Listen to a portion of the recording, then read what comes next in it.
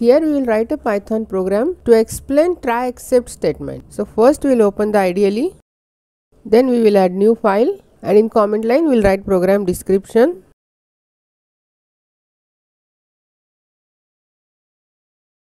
Here we will accept two numbers from user and we will print the division of these two numbers. So first we will accept two numbers. So a equal to int input first number.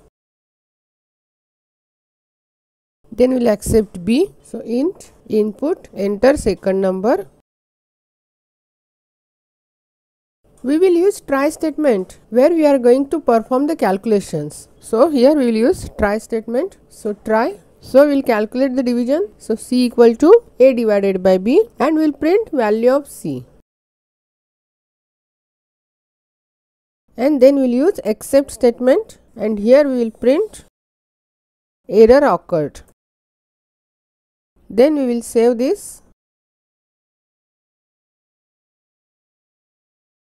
and we will execute this. It will ask to enter the number. I will give 5 and 3. It will print division as 1.66. Since no error occurs, it will print the division of these two numbers. Again we will execute this and here I will give 5 and second number as 0. It will print error occurs. Since division by 0 will give error, so the statement in except statement is executed.